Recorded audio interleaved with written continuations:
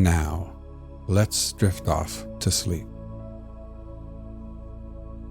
Today, you'll be falling asleep during a thunderstorm inside of a cozy camper trailer next to a lake in the mountains.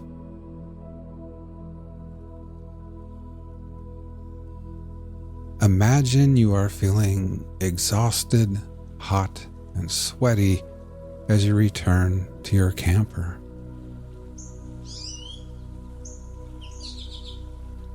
You've just conquered your long-held dream of hiking to the very summit of Moonrest Mountain. You've changed into your swimsuit and are now standing at the edge of the dock on weary, trembling legs, ready to celebrate your incredible achievement with a refreshing dive into the cool, crystal-clear waters of Silver Lake.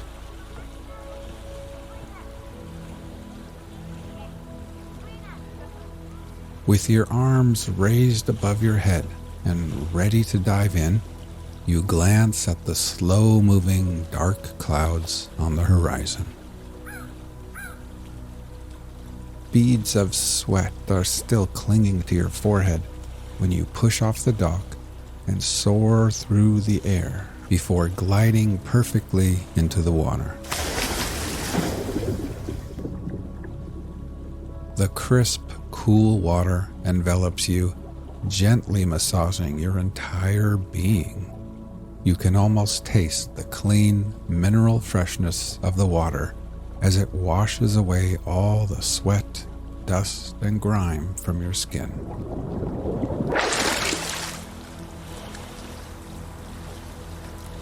While breathing in deeply, you are met with the glorious sense of renewal. You feel utterly refreshed and rejuvenated.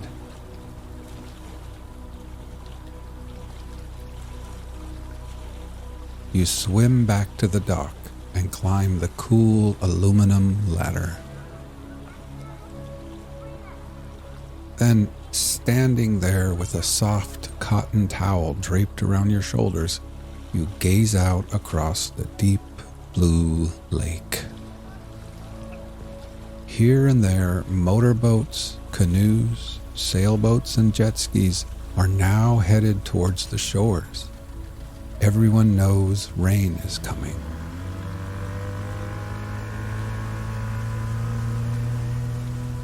Kids wearing life vests and learning how to water ski are hoisted back into boats, and the small, colorful sails of dinghies flutter in the breeze as their little suntanned captains point them back towards land. Now, all toweled off and feeling a little bit chilled, you walk barefoot back to your camper ahead of the rain.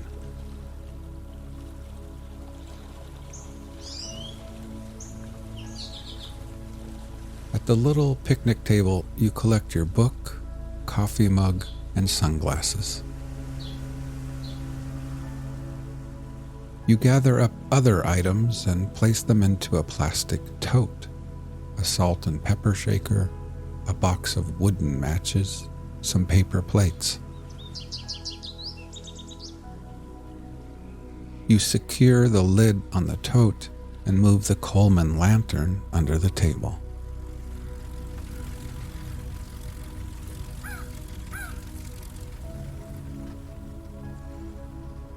At the fire pit, you fold up your camping chair and tuck it below the protective cover of a tall ponderosa pine. Then you return to your camper, open the door, and step inside.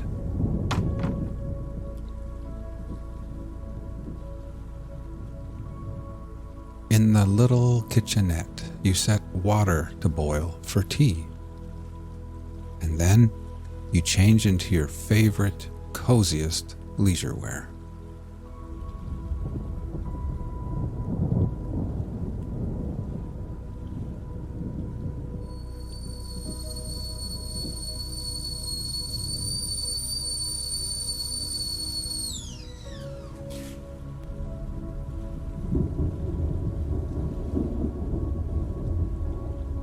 while the hot tea steeps, you settle at the quaint table and gaze out the window, watching as boats reach the shore and families hurry off to their campers and tents and cabins.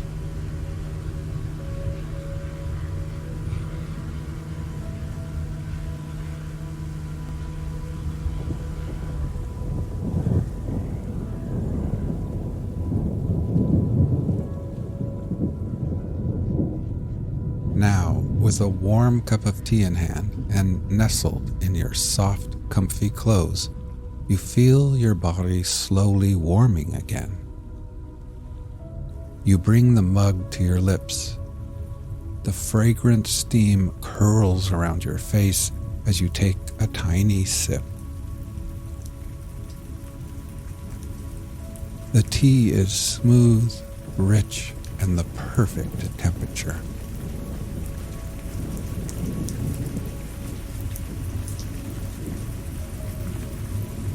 You take a bigger sip, and the tea flows down to your core, melting away the chill from the lake.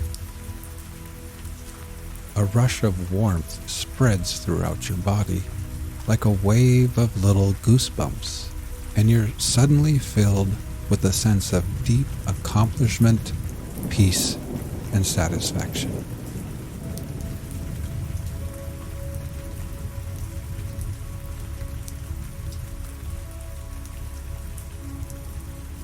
Now, as you sit here at Silver Lake, let's prepare for sleep.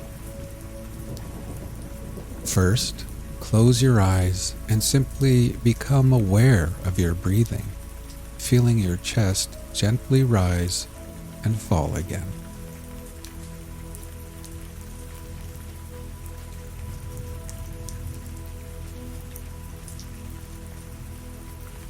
Next, let's take a few deeper breaths. We will slowly fill our lungs with the cool, sweet scent of pine trees and that fresh mountain air. And then, after holding briefly, we will let it all go and exhale. Ready? Breathe in deeply, hold for 3, 2, 1, and then exhale.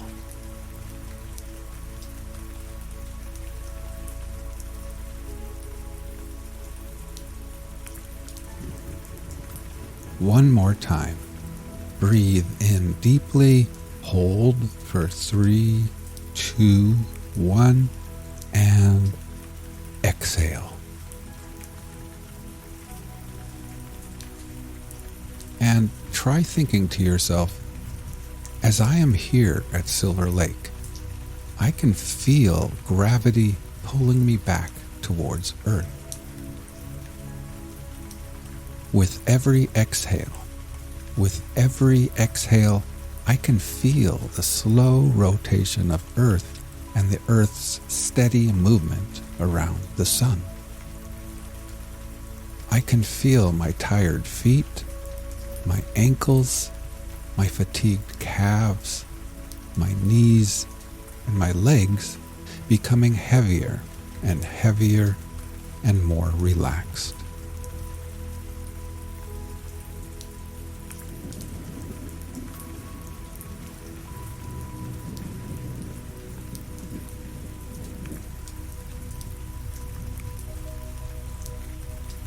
You finish the last sip of your perfect tea, and then you pick up a little pencil and notebook resting on the table. With them in hand, you make your way to the sleeping nook at the other end of the camper, where you collapse heavily into the soft, wide bed.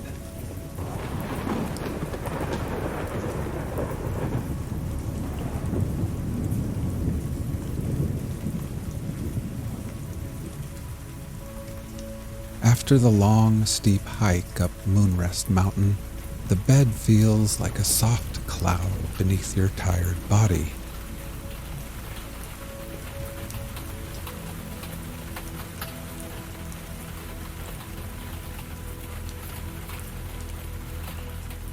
The little windows by the bed are cracked open, and your nostrils catch the pleasant scent of fresh rain on pine needles and moss.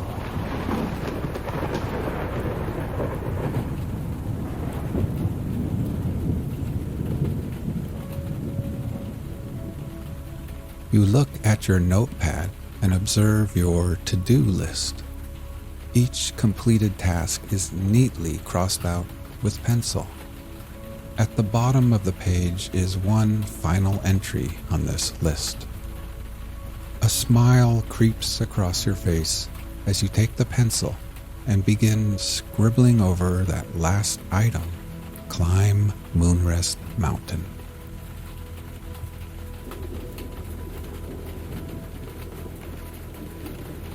You set the notepad aside, thinking how perfect everything feels at this moment. You've completed everything you set out to do here. Tomorrow holds no obligations, and for now, everything is done, finished, and complete. You have earned this wonderful moment of absolute peace.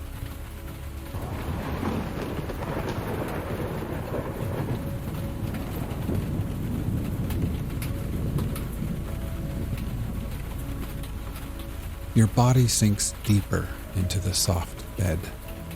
Every muscle relaxes from the tips of your fingers to the soles of your tired feet as you surrender to the peace and calm and take in the rich mountain air.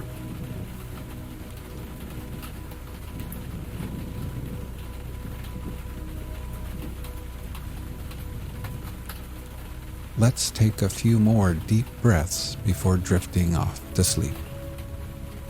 Ready? Breathe in deeply, hold for 3, 2, 1, and then exhale.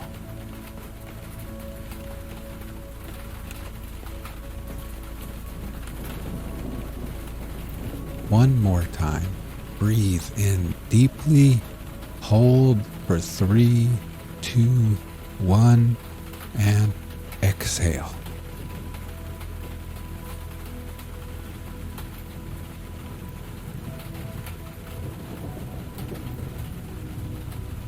Try thinking to yourself, as I lay here at Silver Lake, I can feel gravity pulling me back towards Earth.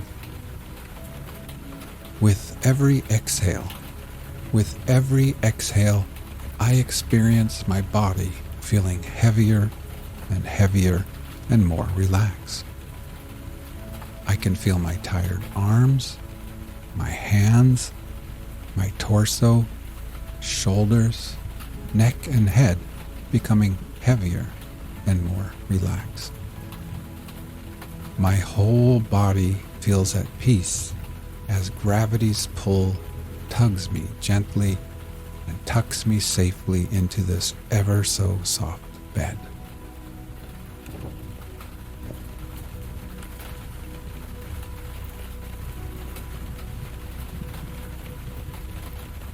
Now, feeling oh so satisfied, safe, accomplished, rejuvenated, sleepy, and happy, you reach over to a little transistor radio, tune it to your favorite station, then lay back and close your eyes.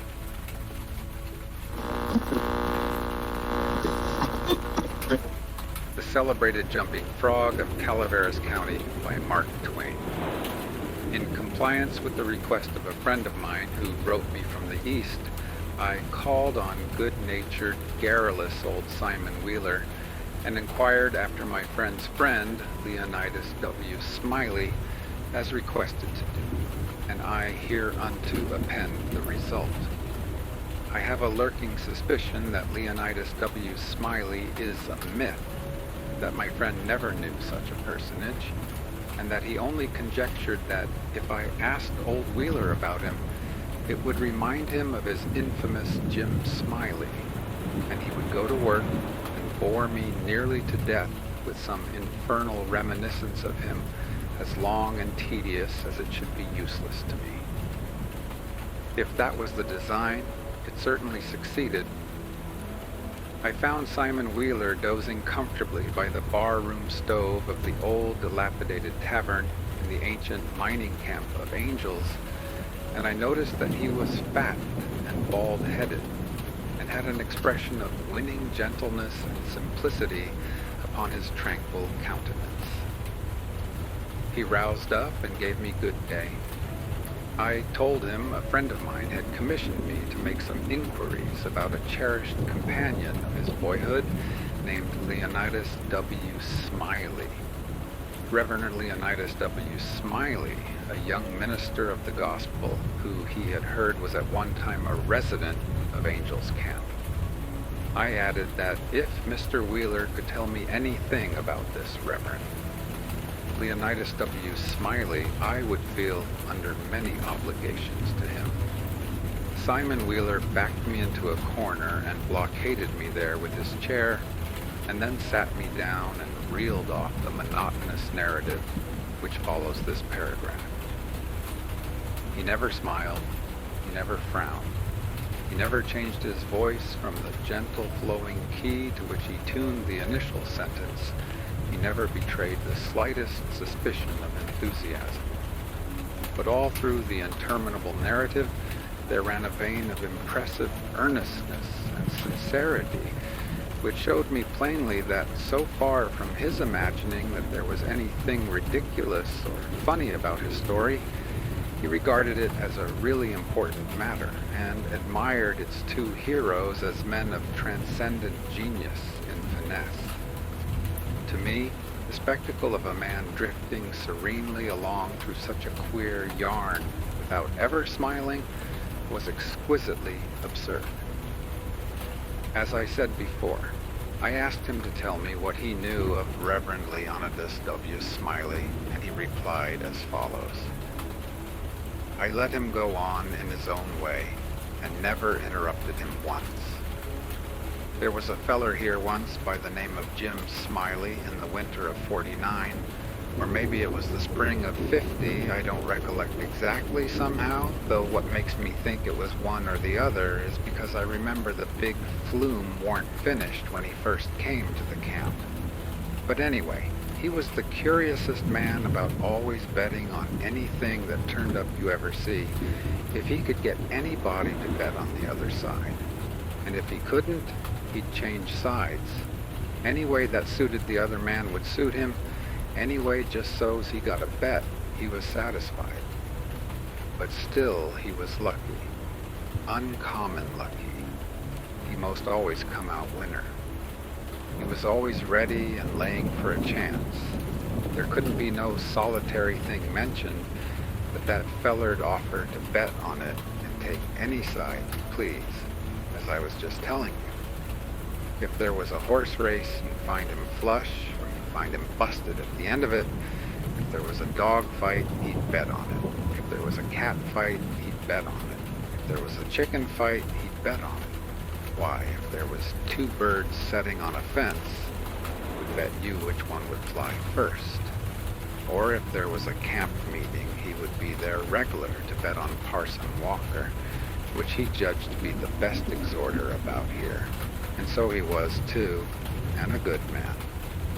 If he even seen a straddlebug start to go anywheres, he would bet you how long it would take him to get wherever he was going to. And if you took him up, he would foller that straddlebug to Mexico, but what he would find out where he was bound for and how long he was on the road. Lots of the boys here has seen that Smiley and can tell you about it. Why, it never made no difference to him. He would bet on anything, the dangdest feller. Parson Walker's wife laid very sick once for a good while, and it seemed as if they weren't going to save her. But one morning he come in, and Smiley asked how she was, and he said she was considerable better, thank the Lord for his infinite mercy, and coming on so smart that, with the blessing of Providence, she'd get well yet. And Smiley, before he thought, says, well, I'll risk 2.5 that she don't, anyway. This year Smiley had a mare. The boys called her the 15-minute nag, but that was only in fun, you know, because, of course, she was faster than that, And he used to win money on that horse. For all she was so slow and always had the asthma or the distemper or the consumption or something of that kind. They used to give her 200 or 300 yards start and then pass her underway. But always at the fag end of the race, she'd get excited and desperate-like and come cavorting and straddling up and scattering her legs around limber, sometimes in the air and sometimes out to one side amongst the fences, and kicking up M-O-R-E dust and raising M-O-R-E racket with her coughing and sneezing and blowing her nose, and always fetch up at the stand just about a neck ahead, as near as you could cipher it down. And he had a little small bull pup that to look at him you'd think he weren't worth a cent, but to set around and look ornery and lay for a chance to steal something. But as soon as money was up on him, he was a different dog. His underjaw began to stick out like the forecastle of a steamboat, and his teeth would uncover and shine savage like the furnaces. And a dog might tackle him and bullyrag him and bite him and throw him over his shoulder 2 or 3 times. And Andrew Jackson, which was the name of the pup, Andrew Jackson would never let on. But what he was satisfied and hadn't expected nothing else, and the bets being doubled and doubled on the other side all the time, till the money was all up. And then all of a sudden, he would grab that other dog just by the jint of his hind leg and freeze on it. Not chew, you understand, but only just grip and hang on till they throwed up the sponge, if it was a year. Smiley always come out winner on that pup, till he harnessed the dog once that didn't have no hind legs, because they'd been sawed off by a circular saw. And when the thing had gone along far enough, and the money was all up, and he come to make a snatch for his pet Holt, he saw in a minute how he'd been imposed on, and how the other dog had him in the door, so to speak. And he peered surprised, and then he looked sorter discouraged-like, and didn't try no more to win the fight. And so he got shucked out bad. He give Smiley a look, as much as to say his heart was broke, and it was his fault, for putting up a dog that hadn't no hind legs for him to take both of, which was his main dependence in a fight. And then he limped off a piece and laid down and died. It was a good pup, was that Andrew Jackson, and would have made a name for himself if he'd lived, for the stuff was in him, and he had genius. I know it because he hadn't had no opportunities to speak of, and it don't stand to reason that a dog could make such a fight as he could under them circumstances if he hadn't no talent. It always makes me feel sorry when I think of that last fight of his'n and the way it turned out. Well, this year Smiley had rat terriers and chicken cocks and tomcats and all of them kind of things, till you couldn't rest, and you couldn't fetch nothing for him to bet on, but he'd match you. He catched a frog one day and took him home and said he calculated to educate him. And so he never done nothing for 3 months, but set in his backyard and learned that frog to jump. And you bet you he did learn him too. He'd give him a little punch behind, and the next minute you'd see that frog whirling in the air like a donut, see him turn one somerset, or maybe a couple if he got a good start, and come down flat-footed and all right, like a cat. He got him up so in the matter of catching flies, and kept him in practice so constant that he'd nail a fly every time as far as he could see him. Smiley said all a frog wanted was education, and he could do most anything, and I believe him. Why, I've seen him set Dan'l Webster down here on this floor, Dan'l Webster was the name of the frog, and sing out, "Flies, Dan'l, flies," and quicker'n you could wink, he'd spring straight up and snake a fly off in the counter there, and flop down on the floor again as solid as a gob of mud, and fall to scratching the side of his head with his hind foot, as indifferent as if he hadn't no idea he'd been doing any more than any frog might do. You never see a frog so modest and straightforward as he was, for all he was so gifted. And when it come to fair and square jumping on a dead level, he could get over more ground at one straddle than any animal of his breed you ever see. Jumping on a dead level was his strong suit, you understand? And when it come to that, Smiley would ante up money on him as long as he had a red. Smiley was monstrous proud of his frog, and well he might be, for fellers that had traveled and been everywheres all said he laid over any frog that ever they see. Well, Smiley kept the beast in a little lattice box, and he used to fetch him downtown sometimes and lay for a bet. One day a feller, a stranger in the camp, he was come across him with his box and says, "What might it be that you've got in the box?" And Smiley says, sorter indifferent like, "It might be a parrot, or it might be a canary, maybe, but it ain't. It's only just a frog." And the feller took it and looked at it careful and turned it round this way and that and says, "So 'tis. Well, what's he good for?" "Well," Smiley says, easy and careless, "he's good enough for one thing. I should judge he can outjump any frog in Calaveras County." The feller took the box again and took another long, particular look and give it back to Smiley and says, very deliberate, "Well, I don't see no pints about that frog that's any better than any other frog." "Maybe you don't," Smiley says. "Maybe you understand frogs, and maybe you don't understand them. Maybe you've had experience, and maybe you ain't only an amateur, as it were. Anyways, I've got my opinion, and I'll risk $40 that he can outjump any frog in Calaveras County." And the feller studied a minute, and then says, kinder sad like, "Well, I'm only a stranger here, and I ain't got no frog. But if I had a frog, I'd bet you." And then Smiley says, That's all right.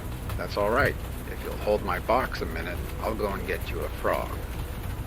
And so the feller took the box and put up his $40 along with Smiley's and sat down to wait.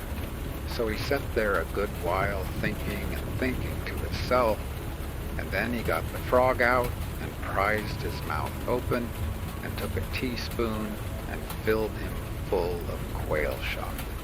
Filled him pretty near up to his chin and set him on the floor. Smiley, he went to the swamp and slopped around in the mud for a long time, and finally he catched a frog and fetched him in and give him to this feller and says, "Now, if you're ready, set him alongside of Dan'l with his forepaws just even with Dan'l, and I'll give the word." Then he says, 1, 2, 3, jump. And him and the feller touched up the frogs from behind, and the new frog hopped off. But Dan'l give a heave and hissed it up his shoulder, so like a Frenchman. But it weren't no use, he couldn't budge. He was planted as solid as an anvil, and he couldn't no more stir than if he was anchored out. Smiley was a good deal surprised. He was disgusted too, but he didn't have no idea what the matter was, of course. The feller took the money and started away, and when he was going out at the door, he sorter jerked his thumb over his shoulders this way at Dan'l and says again, very deliberate, "Well, I don't see no pints about that frog that's any better than any other frog." Smiley, he stood scratching his head and looking down at Dan'l a long time, and at last he says, "I do wonder what in the nation that frog throwed off for. I wonder if there ain't something the matter with him. He 'pears to look mighty baggy somehow." And he catched Dan'l by the nape of the neck and lifted him up and says, "Why, blame my cats if he don't weigh 5 pounds, and turned him upside down, and he belched out a double handful of shot. And then he see how it was, and he was the maddest man. He set the frog down and took out after that feller, but he never catched him. and here Simon Wheeler heard his name called from the front yard and got up to see what was wanted. And turning to me as he moved away, he said, "Just set where you are, stranger, and rest easy. I ain't gonna be gone a second." But, by your leave, I did not think that a continuation of the history of the enterprising vagabond Jim Smiley would be likely to afford me much information concerning the Reverend Leonidas W. Smiley, and so I started away. At the door, I met the sociable Wheeler returning, and he buttonholed me and recommenced. "Well, this year Smiley had a yeller one-eyed cow that didn't have no tail, only just a short stump like a bananer, and—" "Oh, hang Smiley and his afflicted cow," I muttered good-naturedly, and bidding the old gentleman good day, I departed.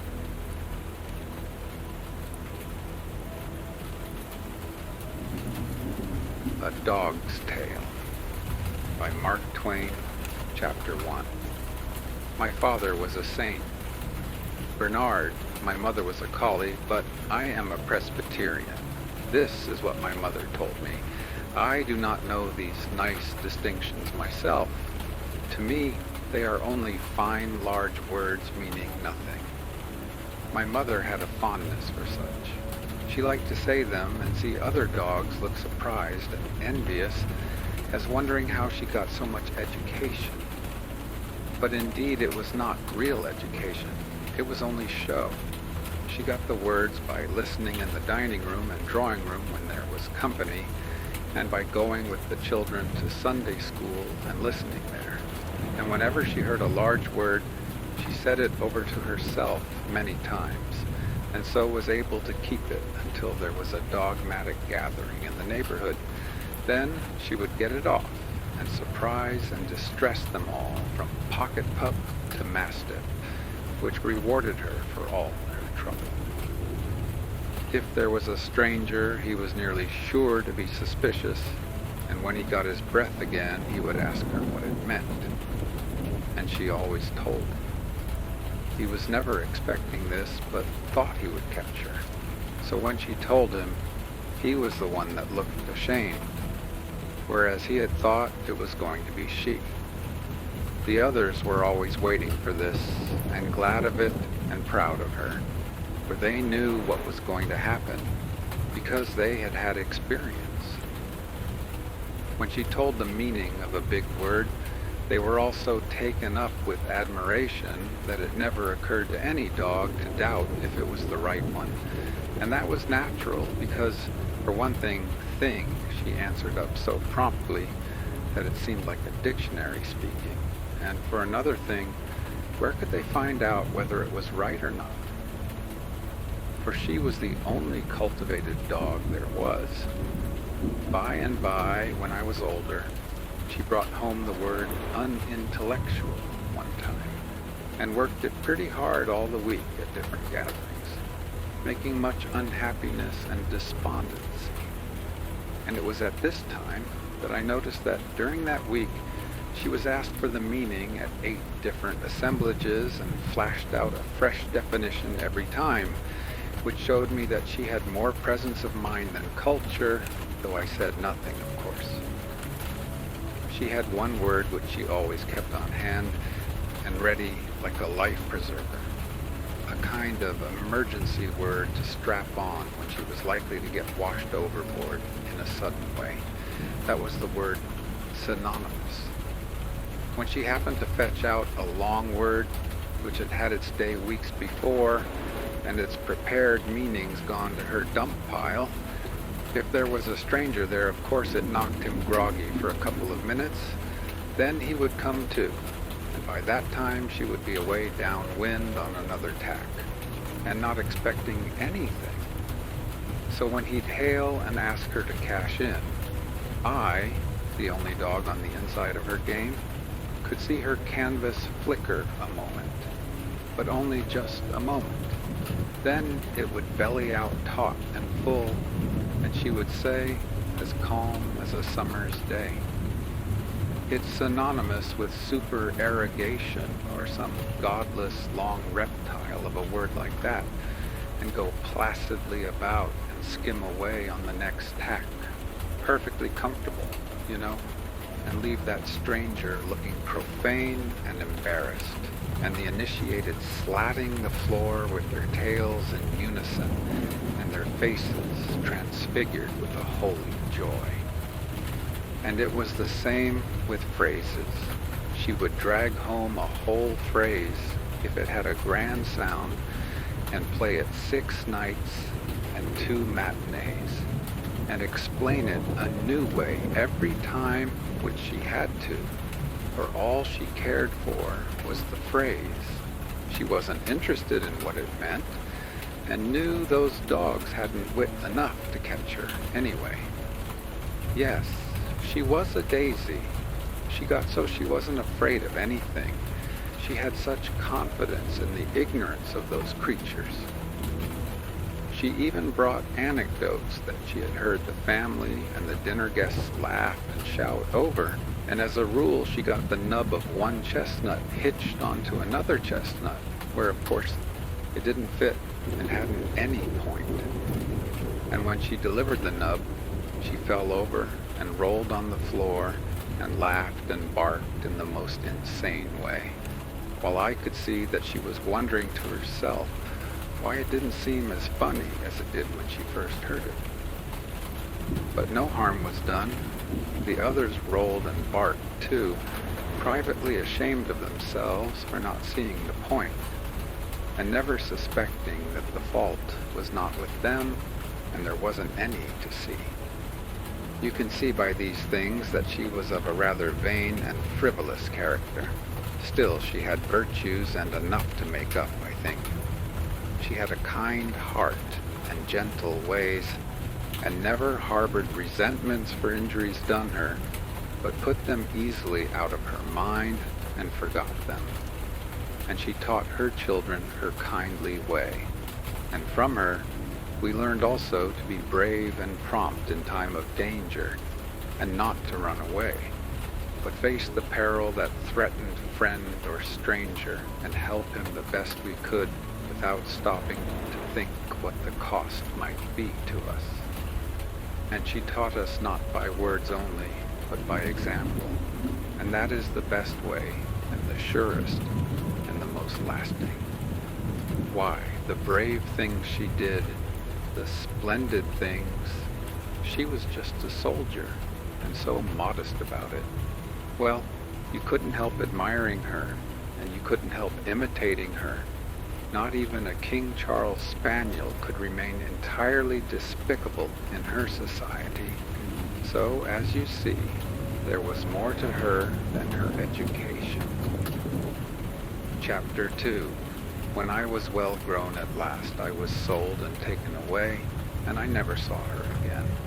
She was broken-hearted, and so was I, and we cried, but she comforted me as well as she could, and said we were sent into this world for a wise and good purpose, and must do our duties without repining. Take our life as we might find it, live it for the best good of others, and never mind about the results. They were not our affair. She said men who did like this would have a noble and beautiful reward by and by in another world, and although we animals would not go there, to do well and right without reward would give to our brief lives a worthiness and dignity, which in itself would be a reward. She had gathered these things from time to time when she had gone to the Sunday school with the children, and had laid them up in her memory more carefully than she had done with those other words and phrases, and she had studied them deeply for her good and ours. One may see by this that she had a wise and thoughtful head, for all there was so much likeness and vanity in it. So we said our farewells and looked our last upon each other through our tears. And the last thing she said, keeping it for the last to make me remember it the better, I think, was in memory of me, When there is a time of danger to another, do not think of yourself. Think of your mother, and do as she would do. Do you think I could forget that? Number chapter 3. It was such a charming home, my new one. A fine great house with pictures and delicate decorations and rich furniture and no gloom anywhere, but all the wilderness of dainty colors lit up with flooding sunshine, and the spacious grounds around it, and the great garden, oh, greensward, and noble trees, and flowers, no end. And I was the same as a member of the family, and they loved me, and petted me, and did not give me a new name, but called me by my old one that was dear to me because my mother had given it me, Eileen Mavourneen. She got it out of a song, and the Grays knew that song, and said it was a beautiful name. Mrs. Gray was 30, and so sweet, and so lovely, you cannot imagine it, and Sadie was 10, and just like her mother, just a darling, slender little copy of her, with auburn tails down her back and short frocks. And the baby was a year old, and plump, and dimpled, and fond of me, and never could get enough of hauling on my tail, and hugging me, and laughing out its innocent happiness. And Mr. Gray was 38, and tall, and slender, and handsome, a little bald in front, alert, quick in his movements, businesslike, prompt, decided, unsentimental, and with that kind of trim, chiseled face that just seems to glint and sparkle with frosty intellectuality. He was a renowned scientist. I do not know what the word means, but my mother would know how to use it and get effects. She would know how to depress a rat terrier with it and make a lapdog look sorry he came. But that is not the best one. The best one was laboratory. My mother could organize a trust on that one that would skin the tax collars off the whole herd. The laboratory was not a book, or a picture, or a place to wash your hands in, as the college president's dog said. No, that is the lavatory. The laboratory is quite different, and is filled with jars, and bottles, and electrics, and wires, and strange machines. And every week, other scientists came there and sat in the place and used the machines and discussed and made what they called experiments and discoveries. And often I came too and stood around and listened and tried to learn for the sake of my mother and in loving memory of her, although it was a pain to me, as realizing what she was losing out of her life and I gaining nothing at all. For try as I might, I was never able to make anything out of it at all. Other times I lay on the floor in the mistress's workroom and slept, she gently using me for a footstool, knowing it pleased me, for it was a caress. Other times I spent an hour in the nursery and got well tousled and made happy. Other times I watched by the crib there when the baby was asleep and the nurse out for a few minutes on the baby's affairs. Other times I romped and raced through the grounds and the garden with Sadie till we were tired out, then slumbered on the grass in the shade of a tree while she read her book. Other times I went visiting among the neighbor dogs, for there were some most pleasant ones not far away, and one very handsome and courteous and graceful one, a curly-haired Irish setter by the name of Robin Adair, who was a Presbyterian like me and belonged to the Scotch minister. The servants in our house were all kind to me and were fond of me, and so, as you see, mine was a pleasant life. There could not be a happier dog that I was, nor a gratefuller one. I will say this for myself, for it is only the truth. I tried in all ways to do well and right, and honor my mother's memory and her teachings, and earn the happiness that had come to me as best I could. By and by came my little puppy, and then my cup was full. My happiness was perfect. It was the dearest little waddling thing, and so smooth and soft and velvety, and had such cunning little awkward paws, and such affectionate eyes, and such a sweet and innocent face.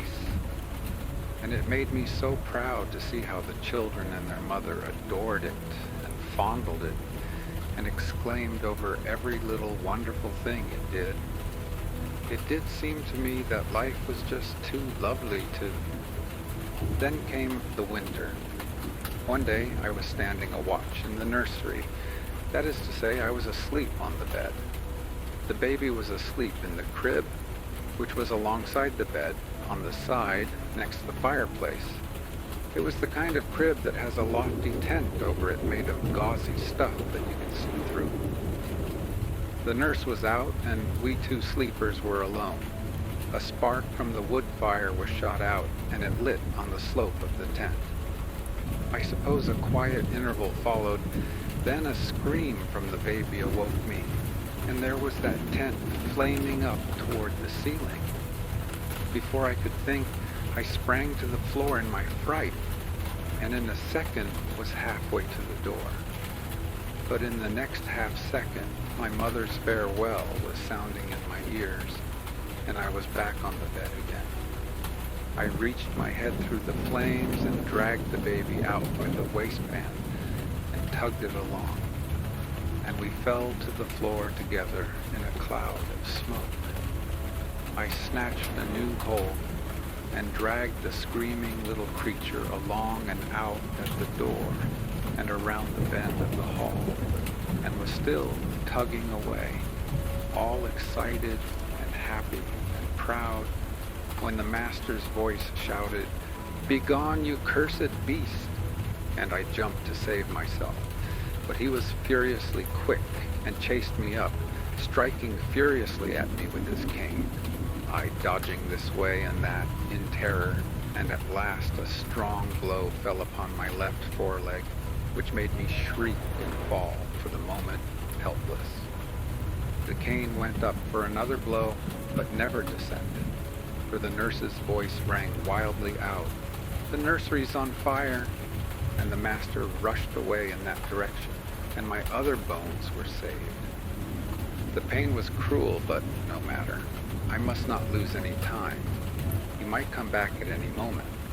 So I limped on 3 legs to the other end of the hall, where there was a dark little stairway leading up into a garret where old boxes and such things were kept, as I had heard say, and where people seldom went.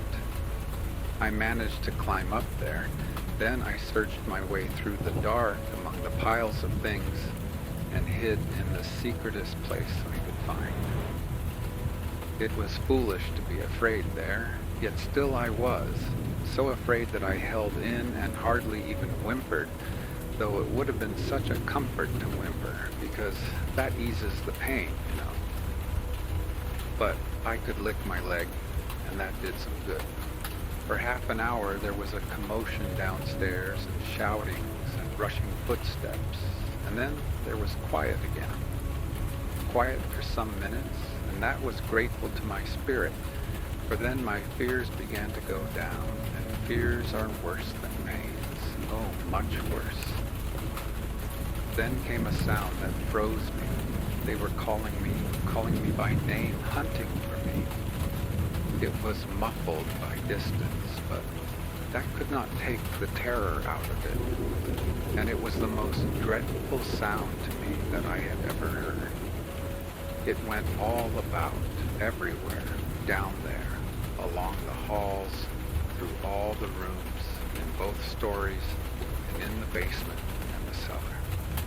Then outside, farther and farther away, then back and all about the house again. And I thought it would never, never stop. but at last it did, hours and hours after the vague twilight of the garret had long ago been blotted out by black darkness. Then, in that blessed stillness, my terrors fell little by little away, and I was at peace and slept. It was a good rest I had, but I woke before the twilight had come again. I was feeling fairly comfortable, and I could think out a plan now. I made a very good one, which was to creep down, all the way down the back stairs, and hide behind the cellar door, and slip out and escape when the iceman came at dawn, while he was inside filling the refrigerator. Then I would hide all day and start on my journey when night came. My journey to, well, anywhere where they would not know me and betray me to the master. I was feeling almost cheerful now. Then suddenly I thought, why? What would life be without my puppy? That was despair. There was no plan for me. I saw that. I must stay where I was. Stay and wait and take what might come. It was not my affair. That was what life is. My mother had said it. Then the calling began again. All my sorrows came back. I said to myself, the master will never forgive. I did not know what I had done to make him so bitter and so unforgiving. Yet I judged it was something a dog could not understand, but which was clear to a man, and dreadful. They called and called, days and nights, it seemed to me. So long that the hunger and thirst near drove me mad, and I recognized that I was getting very weak. When you are this way, you sleep a great deal, and I did. Once I woke in an awful fright. It seemed to me that the calling was right there in the garret, and so it was. It was Sadie's voice, and she was crying. My name was falling from her lips, all broken, poor thing, and I could not believe my ears for the joy of it when I heard her say, "Come back to us, oh, come back to us, and forgive it is all so sad without our." I broke in with such a grateful little yelp, and the next moment Sadie was plunging and stumbling through the darkness and the lumber and shouting for the family to hear, "She's found, she's found." The days that followed, well, they were wonderful. The mother and Sadie and the servants, why, they just seemed to worship me. They couldn't seem to make me a bed that was fine enough.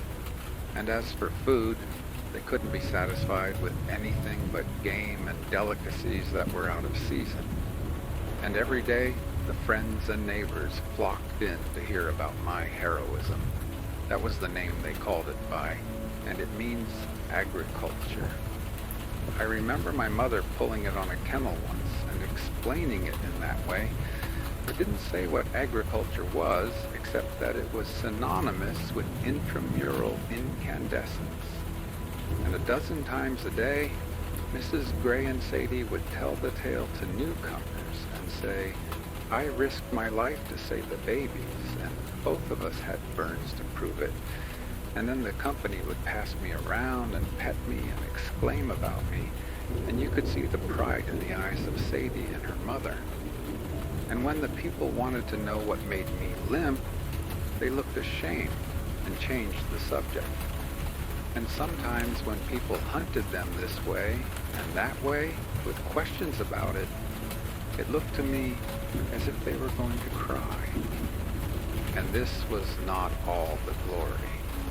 No, the master's friends came, a whole 20 of the most distinguished people, and had me in the laboratory and discussed me as if I was a kind of discovery. And some of them said it was wonderful in a dumb beast, the finest exhibition of instinct they could call to mind. But the master said, with vehemence, "It's far above instinct, it's reason. and many a man, privileged to be saved and go with you and me to a better world by right of its possession, has less of it than this poor silly quadruped that's foreordained to perish. And then he laughed and said, "Why, look at me, I'm a sarcasm. Bless you with all my grand intelligence. The only thing I inferred was that the dog had gone mad and was destroying the child, whereas but for the beast's intelligence, its reason, I tell you, the child would have perished." They disputed and disputed, and I was the very center of subject of it all, and I wished my mother could know that this grand honor had come to me. It would have made her proud. Then they discussed optics, as they called it, and whether a certain injury to the brain would produce blindness or not. They could not agree about it, and said they must test it by experiment by and by. And next they discussed plants, and that interested me, because in the summer Sadie and I had planted seeds. I helped her dig the holes, you know, and after days and days a little shrub or a flower came up there, and it was a wonder how that could happen. But it did, and I wished I could talk. I would have told those people about it and shown then how much I knew and been all alive with the subject. But I didn't care for the optics. It was dull, and when they came back to it again, it bored me, and I went to sleep.